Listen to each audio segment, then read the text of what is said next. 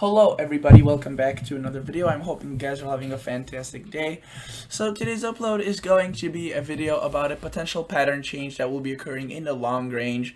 So I've been observing this pattern change for quite a while, this potential pattern change. And I didn't want to make a video on it right away. I wanted to let it solidify or disappear if it were to. But it has since stayed, and things are looking more and more they're pointing towards that pattern change, and that pattern change being cooler temperatures are on their way in around the 8 to 14 day outlook, and maybe around that range, maybe a little bit sooner. And we don't know how long they'll I guess stick around for, but it definitely looks as if a cool off is on its way. So if you'd like to subscribe to this channel, please consider doing so. And I do all sorts of weather related content, especially now since we're moving into summer and in late summer and then fall. We'll be just going crazy with videos about the weather, about the snowstorms, about the winter, so definitely stay tuned. This season is starting to get active again. Also hurricane updates and all that type of stuff as well. So right now we're looking at the GFS model. And the GFS model is a relatively good model. Some people don't like it. I kind of like it, to be honest with you. It's usually reliable enough for it to, show us show us a good indication of what's to come. And if we were to look at this, notice that we see a warm pattern right now. We see lots of warm temperatures, nothing really disturbing anything at all. Now, this cold air wasn't really forecast to come, right? And the reason for this is it's a meteorological phenomena, if you will. So not really phenomena, but it's more of it's an interesting feature. That's what I would call it. Very interesting feature that will bring down this cold air, and that's to do with this tropical storm.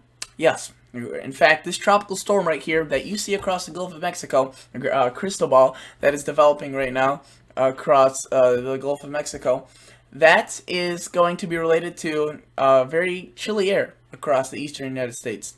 So let's take this one by one and explain how this happens. Notice, activity in the northwest is just beyond insane. We have a big storm on Montana by Saturday, Sunday. This thing is just roaring, right? There's tons of precipitation, tons of moisture, and there's another big storm. You can see just loads and loads of rain, severe weather. This thing is just really powerful. And this is what helps this tropical storm, which at this point may or may not be a hurricane. It doesn't seem like it will be, but there's definitely a chance.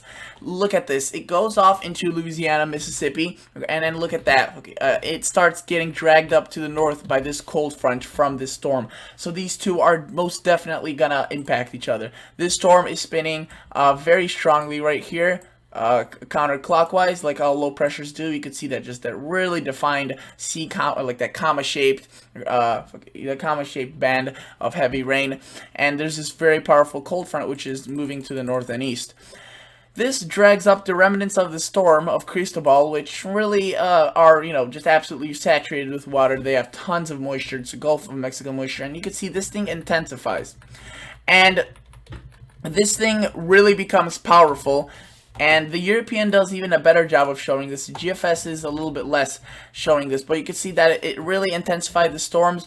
There's a lot of precipitation, a lot of energy with this, and it combines these two systems up here to the north, and this thing is just sprawling. I mean, it is absolutely massive. The reach of this thing is literally thousands of miles, possibly. And behind that, you can see, we just see very chilly air coming through. We see that 540 line, which, usually stays up very far to the north during the average times in June. But you can see with this cold air, with this system, it just drags it down. And then not only does it drag it down very far to the south, so it brings very chilly temperatures across here, it kind of catches a system in the loop. You can see this low pressure at 1006, and it just keeps spinning it. Just watch this low pressure as I go over this pretty quickly. Keep spinning, just still there, still hanging on, and the cold air is just still affecting parts of the northeast. So this will hang on for quite a while. Now, whether or not the heat will come back, it looks as if it will, obviously, throughout the summer, it's definitely not gone. But for how long this cold air will hold on, it's a mystery. It could be 1 week, it could be 2 weeks, it could be 3 weeks, it could be even longer.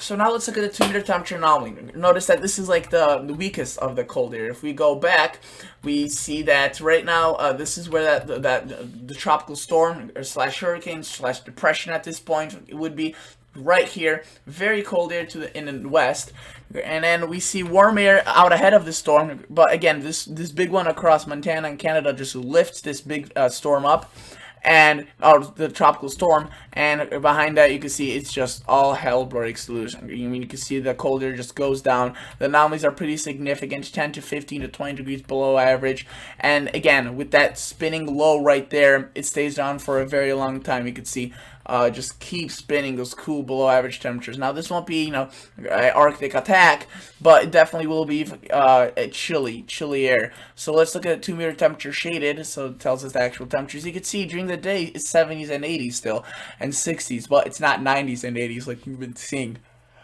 So this is definitely going to be a change, and you can see the nights get into the 50s, maybe even to the 40s across parts of Michigan. So this is definitely going to be, you know, a drastic change. And you can see out ahead of this system, out ahead of this mess, you can see there was 80s and 90s and 70s widespread.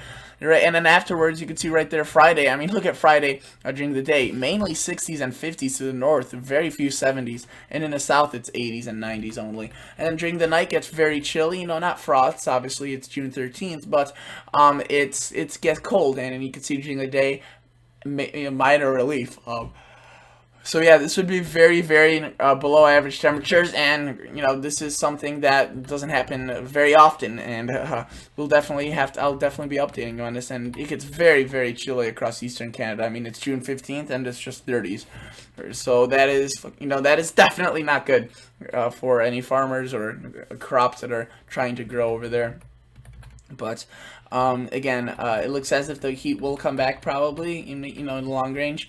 Again, I still think this will be a relatively warm summer, but again, like I said at the beginning of the year, it's going to be a flip-flop. It's going to be a kind of a back and forth between the heat and the cold, which isn't really good, as those type of swings usually don't do good for people and allergies and just anything to do with health. If you were to look at the 8 to 14 outlook, June 11th through 17th, right now it's the 3rd, so it's still ways out, but you can see they're getting more and more confident below average temperatures across the eastern U.S., quite a bit above across the western and southern, but then again below across the northwestern United States. And let's look at the 6 to 10 day outlook. Notice that it's much of the same thing, just a little bit centered to the west, because if you recall, there was a bigger lobe of cold air to the west right before this tropical storm makes kind of that correlation with that second storm. You can see right there just a huge lobe. So the 6 to 10 day outlook kind of demonstrates that right there. Not fully, because it's already a little bit out of range by the 9th. As you can see, this is the 8th. That mainly this is occurring in the 9th, but this is 9th through the 13th, so it's more days out, and they kind of show that eastward progression. So above average precipitation, that's again due to Cristobal making landfall on the U.S. It seems more and more likely, and this cold air has been on the, most models agree with this, if not all, really, and the most two important models agree on this, the European and the GFS. If you look at this, warm temperatures, we have just oranges right around everywhere. We see, a brief, I guess, invasion of cooler air this weekend. That's still nothing compared to what comes after this heat wave, or this heat kind of punch that Cristobal brings. Look at that behind it, just really, really chilly. And let me show you what the European does. It really, really takes this storm combination to the next level. So, like I said, the European model takes this correlation with these two storms to the next level. So let's take a look at this. Right now, we see, again, pop-up thunderstorms across much of the country. We start seeing precipitation from Cristobal hit Florida around the Saturday-Sunday time frame. Then it makes landfall probably around the Monday time frame into Tuesday. Mainly early Monday, though. And then notice that it's pretty strong, 9A8. That's not really a destroying hurricane, not catastrophic. But for being this early on, I mean, the 8th day into hurricane season at this point, June 8th, if this were to come true, That's really pretty impressive.